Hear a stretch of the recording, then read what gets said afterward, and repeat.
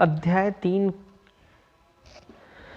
का रिवीजन हम कर रहे थे। तो इस वीडियो में हम देखेंगे विद्युत प्रतिरोध। विद्युत प्रतिरोध किसे कहते हैं? चालक से प्रवाहित आवेश के मार्ग में उत्पन्न बाधा या रुकावट को प्रतिरोध कहते हैं। इसका मात्रक ओम होता है। इसको हम इस तरह से प्रदर्शित करते हैं और ओम को वैज्ञानिक का नाम है OHM। अब ये विद्युत प्रतिरोध सामान्यतः दो प्रकार के होते हैं। एक प्रतिरोध होते हैं ओमीय और एक होते हैं अनओमीय। ओमीय प्रतिरोध कौन से होते हैं? जो ओम के नियम का पालन करते हैं उन्हें ओमीय प्रतिरोध कहते हैं, जैसे चांदी, तांबा जो धातुएं हैं। दूसरा है अनओमीय प्रतिरोध। अनओमीय जो ओम के नियम का पालन नहीं करते हैं उन्हें अनओमीय प्रतिरोध कहते हैं, जैसे अर्धचालक जो हमारे हैं, डायोड और ट्रांजिस्टर। अब ओमीय प्रतिरोध ओम के नियम का पालन करते हैं तो उनका ग्राफ कैसा आएगा? सरल रेखा। और अनओमीय प्रतिरोध जो ओम के नियम का पालन नहीं करते हैं, जैसे डायोड, हमने 14वें अध्याय में पढ़ा था कि डायोड अग्र और पश्च बायस में दो तरह से अलग अलग व्यवहार प्रदर्शित करता है और इसका जो अभिलाक्षणिक वक्र है वो एक सरल रेखा ना होकर वक्र के रूप में प्राप्त होता है, जिसे हम अभिलाक्षणिक वक्र कहते हैं। तो इस तरह से एक एक नंबर के सवाल हमारे यहाँ पर बनते हैं। अब देखिए, प्रयोगशाला में जो प्रतिरोध होते हैं वो कई प्रकार के होते हैं, जिनमें से मुख्यतः दो प्रतिरोध हैं। एक तो तार आबद्ध प्रतिरोध और दूसरा है कार्बन प्रतिरोध। तार आबद्ध प्रतिरोध हम जो दैनिक जीवन में काम लेते हैं, हम देखते हैं कि दो तार होते हैं जिन पर बल लगे हुए होते हैं, उन्हें तार आबद्ध प्रतिरोध कहते हैं। दूसरे होते हैं कार्बन प्रतिरोध। हमने मोबाइल के चार्जर आदि में अंदर देखा होगा, छोटे छोटे से अवयव लगे होते हैं, जिनमें से एक अवयव होता है कार्बन प्रतिरोध, जिसके ऊपर इस तरह से धारियाँ पाई जाती हैं। ये कार्बन के बने होते हैं, इनकी परास अधिक होती है। बहुत छोटे भी प्रतिरोध छोटे मान के भी होते हैं और बड़े मान के भी होते हैं, तो इनकी परास विस्तृत परास होती है, अधिक होती है। ये इसकी दो विशेषताएं हैं जो इस साल परीक्षा में पूछी गई थी। इन पर 4 रंग की पट्टियां या वलय होती हैं। देखिए, ये कार्बन प्रतिरोध है, ये 2 टांग हैं इसकी, और इस पर 4 वलय होती हैं, पहली, दूसरी, तीसरी, चौथी। ये पहली और दूसरी जो होती है ये प्रथम सार्थक अंक, ये द्वितीय सार्थक अंक को निरूपित करती है। तीसरी वलय गुणक को निरूपित करती है और चौथी वलय सहता यानी टॉलरेंस को निरूपित करती है। अब कार्बन प्रतिरोध के ऊपर जरूर एक सवाल पूछा जाता है, तो इस साल पूरी उम्मीद है इसमें से सवाल आने की। तो हमको वो सवाल देगा, इस पे 2 तरह के सवाल बनते हैं। अगर उसने कार्बन प्रतिरोध की वलय अगर दी हैं तो वो प्रतिरोध पूछ सकता है, और प्रतिरोध दिया हुआ है तो वलय के रंग पूछ सकता है कि बताइए उस प्रतिरोध पर कौन कौन से रंग की वलय उपस्थित हैं। तो इसके लिए हम कार्बन प्रतिरोध की कोडिंग हमें देखनी होगी कि कोडिंग इसके ऊपर जो रंगों की होती है वो किस तरह से होती है। देखिए, हम एक सारणी बनाते हैं जहाँ पर होता है रंग, दूसरा है अंक और गुणक और सहता या सहनशीलता।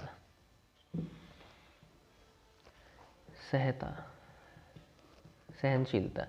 देखिए, जो सबसे पहले रंग है काला या ब्लैक, अगला है brown, red, orange, yellow, green, blue, violet, grey, white. देखिए, ये प्रकाश के रंग नहीं है, ये प्रतिरोध के ऊपर पाए जाने वलयों के रंग हैं, इसलिए हमें कंफ्यूज नहीं होना है।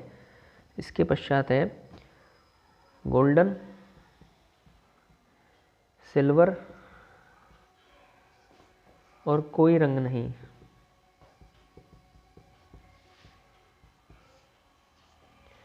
देखिए, अब इनकी कोडिंग हम कैसे लिखेंगे? B Roy, Great Britain, very good wife. और ये हो गया गोल्डन, सिल्वर और कोई रंग नहीं, नो कलर। देखिए, इसको कैसे बोलेंगे? काला, भूरा, लाल, नारंगी, पीला, हरा, नीला, बैंगनी, ग्रे सलेटी, वाइट सफ़ेद, और गोल्डन सुनहरा, सिल्वर चमकीला चांदी जैसा, और कोई रंग नहीं, कोई वलय नहीं है उसके ऊपर चौथी वाली। तो इनको शॉर्टकट रूप में कैसे याद रखेंगे? B Roy, Great Britain, very good wife. ये इसका शॉर्टकट तरीका याद करने का। ध्यान रखना है इनकी कोडिंग है 0 से स्टार्ट होगी, ना कि 1 से। यानी ब्लैक की कोडिंग है 0, तो 0 से स्टार्ट होगी, बस इतना सा ध्यान हमें रखना है, नहीं तो गलती हम कर जाएंगे। अगर 1 से हमने कोडिंग कर दी तो इसका उत्तर हमारा गलत हो जाएगा। तो हम यहाँ शुरू कर रहे हैं 0 1 2 3 4 5 6 7 8 9, 0 से लेके 9 तक इसमें कोडिंग होती है, और इनकी कोडिंग कोई नहीं है। अब इनके गुणक देखेंगे हम। देखिए, हमें 10 की घात के ऊपर चढ़ाना है इस अंक को, 10 की घात के ऊपर। 10 की घात के ऊपर 0 चढ़ाया तो 10 की घात 0 यानी 1। किसी भी अंक की घात 0 अगर है, चर राशि हो चाहे चर हो, उसकी घात अगर 0 है तो उसका मान 1 होता है। अगले में 10 के ऊपर घात कितनी लगाएंगे? 1, तो यानी 10। या 10 के ऊपर घात लगाएंगे 2 यानी 100। 10 के ऊपर घात 3, 10 के ऊपर 4 5, 10 की घात 6, 10 की घात 7, 10 की घात 8, 10 की घात 9। ये इनके गुणक हैं। गोल्डन का होगा 10 की घात -1, सिल्वर का होगा 10 की घात -2। ये इनकी गुणक होंगे। सहायता, इनकी कोई सहायता नहीं है। इनकी सहायता में आएगा, गोल्डन की सहायता है ±5%, सिल्वर की है ±10%, और कोई कलर नहीं है तो ±20%। अर्थात प्रतिरोध का मान गोल्डन कलर में +5% ऊपर या नीचे, सिल्वर में 10% ऊपर या नीचे, और कोई रंग के अगर वलय नहीं है तो 20% ऊपर या 20% नीचे होगा। तो ये कोडिंग आप नोट कर लीजिए। इस कोडिंग के आधार पर ही हम सवाल को हल करेंगे। और इसमें सवाल मैंने आपको बताया 2 तरह के पूछे जा सकते हैं। अगर वलय का रंग दे रखा है तो प्रतिरोध पूछेगा, और प्रतिरोध का मान दे रखा है तो वलय का रंग वो पूछ सकता है। तो हम यहाँ पर देखेंगे, एक सवाल हम हल करते हैं। देखिए, जैसे मान लो यहीं पर मैं लिखता हूँ, उसने कहा कि ये कार्बन प्रतिरोध है, चित्र बनाकर दे सकता है वो। इस पर 4 वलय हैं, 1 2 3 4। पहली वलय है लाल रंग की, दूसरी वलय है हरे रंग की, तीसरी वलय है नीले रंग की, और चौथी वलय है सुनहरी। ये 4 वलय हैं। ध्यान से देख लीजिए, पहली लाल, दूसरी हरी, तीसरी नीली और चौथी सुनहरी। तो अब हम इसका प्रतिरोध ज्ञात करना है। तो इसका प्रतिरोध इस तरह से वो चित्र बनाकर दे सकता है आपको। तो देखिए, सबसे पहले हमको शुरू के 2 देखने, लाल और हरा। तो लाल का अंक है 2, तो हमको यहाँ लिखना है 2। फिर है हरे, ये देखो ग्रीन का है 5, तो 25। तो शुरू के 2 जो हमको सीधे लिखने हैं, उनकी कोडिंग हमको सीधी लिखनी है। फिर गुणा का निशान लगाना है। अब हमको तीसरी वलय देखनी है। तीसरी वलय है नीली, ब्लू, और ब्लू की कोडिंग है 6। और अब हमको लिखना है इसका गुणक। 6 का, ब्लू का गुणक है 10 की घात 6, क्योंकि इसकी कोडिंग है 6, तो इसका गुणक कितना है? 10 की घात 6। तो यहाँ पर हम कैसे लिखेंगे इसको? 10 की घात 6। फिर हम लगाएंगे इसमें प्लस माइनस का निशान। देखिए, प्लस माइनस का निशान। और अब अगली वलय है सुनहरी, और सुनहरी गोल्डन का है ±5%, तो ±5% ओम। मात्रक जरूर लिखना है, ओम। तो इस तरह से हमने देखा, ये 1 नंबर का सवाल है। ये इस साल आने के पूरे चांस हैं कि उस पर वलय दे देगा और हमसे प्रतिरोध पूछेगा। इसको आप नोट कर लीजिए, और इसके ऊपर हमको प्रैक्टिस करनी है। अगला सवाल क्या पूछ सकता है वो? प्रतिरोध दे दिया उसने और वलय का रंग पूछेगा कि बताइए कार्बन प्रतिरोध पर वलय कौन कौन से रंग की हैं। प्रतिरोध दिया उसने, कार्बन का प्रतिरोध है, कार्बन प्रतिरोध का मान दे रखा है उसने 34,000 ओम। 34,000 ±10% ओम, ये दे दिया उसने। ठीक है, तो अब देखिए हम इसको कैसे हल करेंगे। सबसे पहले हम 34,000 को इस तरह से लिख लेंगे, 34 × 10 की घात 3 और ±10%। हमने इसको 10 की घात 3 के रूप में, 10 की घात के रूप में लिख लिया है। तो देखिए, अब सबसे पहला कितना है? 3। तो 3 किसका है? ऑरेंज का। तो पहली वलय हो गई नारंगी। दूसरा है 4, 4 किसका है? येलो, पीला, तो दूसरी वलय होगी पीले। फिर है 10 की घात 3, 10 की घात 3 देखिए यहाँ 3, 10 की घात 3 नारंगी, तो तीसरी वलय हो गई नारंगी, तो 3 वलय हो गई। अब चौथा देखिए ±10% किसका है? सुनहरी, यानी सिल्वर कलर, सिल्वर, तो ये 4 कलर हमारे पास वलय के प्राप्त हो गए हैं। तो इस तरह के सवाल हमसे एक एक नंबर में वो पूछ सकता है, और इस साल पूरे चांस हैं इस सवाल के आने के। उम्मीद है आपने नोट कर लिया होगा। अगला टॉपिक है प्रतिरोधकता पर ताप का प्रभाव क्या है। ये भी इसके ऊपर सवाल बनता है कि ताप के साथ दिए गए सैंपल की जो प्रतिरोधकता है वो किस प्रकार निर्भर करती है। तो सभी पदार्थों की प्रतिरोधकता जो है ताप पर निर्भर करती है। सबसे पहले हम देखेंगे कि धातुओं की प्रतिरोधकता पर ताप का क्या प्रभाव होता है। तो हम देखते हैं कि जो धातुओं की प्रतिरोधकता ताप बढ़ाने पर बढ़ती है। धातु यानी चालकों की जो प्रतिरोधकता होती है वो ताप बढ़ाने पर बढ़ती है, और इसका सूत्र होता है rho is equal to rho 0 1 plus alpha delta T. Rho is equal to rho 0 bracket 1 plus alpha delta T. यहाँ पर एल्फा क्या है? प्रतिरोध ताप गुणांक, प्रतिरोध ताप गुणांक कहलाता है। और ये प्रतिरोध ताप गुणांक उस पदार्थ के जो सैंपल है उस पर लिखा हुआ होगा, पैकेट जो होगा उसके ऊपर लिखा होगा, ठीक है। तो ये प्रतिरोध ताप गुणांक के आधार पर हम बता सकते हैं कि ये पदार्थ कैसा है। तो अगर हम बात करें धातुओं की, तो धातुओं की जो प्रतिरोधकता है वो ताप बढ़ाने पर उनकी प्रतिरोधकता बढ़ जाती है, और धातुओं का प्रतिरोध ताप गुणांक जो एल्फा है वो धनात्मक होता है, धनात्मक होता है। अब बात करें हम यदि मिश्र धातुओं की, मिश्र धातुओं की, तो मिश्र धातुओं की प्रतिरोधकता पर ताप का प्रभाव बहुत कम पड़ता है, ताप का प्रभाव बहुत कम पड़ता है। इसीलिए हम जो मीटर सेतु और विभव मापी के जो तार हैं वो मिश्र धातु के लेते हैं, हम नाइक्रोम के, मैग्नीन के, इनके लेते हैं, क्योंकि ताप का प्रभाव उनकी प्रतिरोधकता पर नहीं पड़ता है या बहुत कम पड़ता है। यानी उनका जो एल्फा है यानी प्रतिरोध ताप गुणांक है वो अत्यल्प अल्प होता है या अल्प होता है और धनात्मक होता है। धनात्मक तो होता है अर्थात ताप के साथ प्रतिरोधकता बढ़ेगी तो सही, लेकिन बहुत कम बढ़ेगी क्योंकि एल्फा का मान अल्प होता है।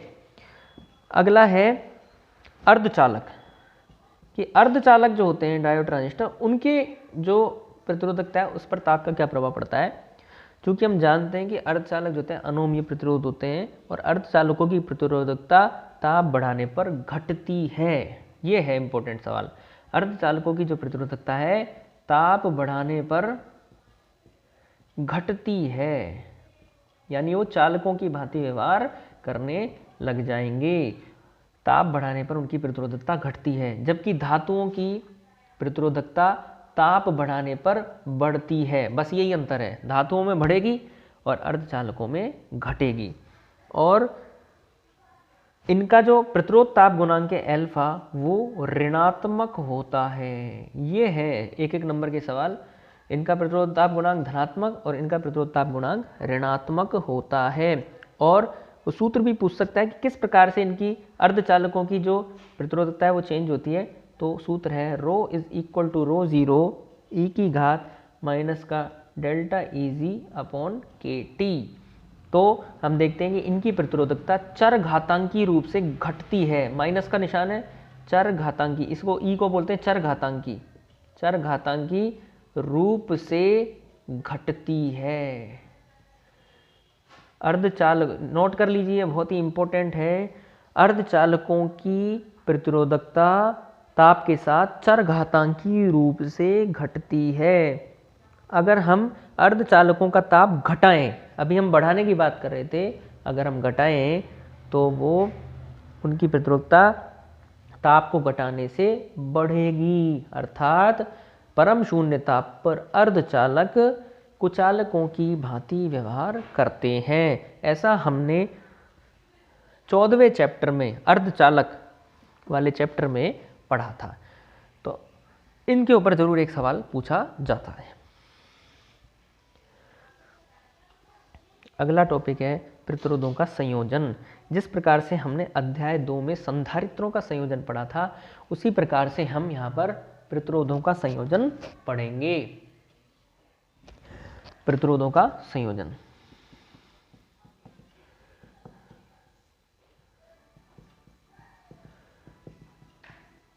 तो प्रतिरोधों का संयोजन दो प्रकार का होता है। पहला है श्रेणी क्रम संयोजन, श्रेणी क्रम संयोजन, और दूसरा है समांतर क्रम संयोजन।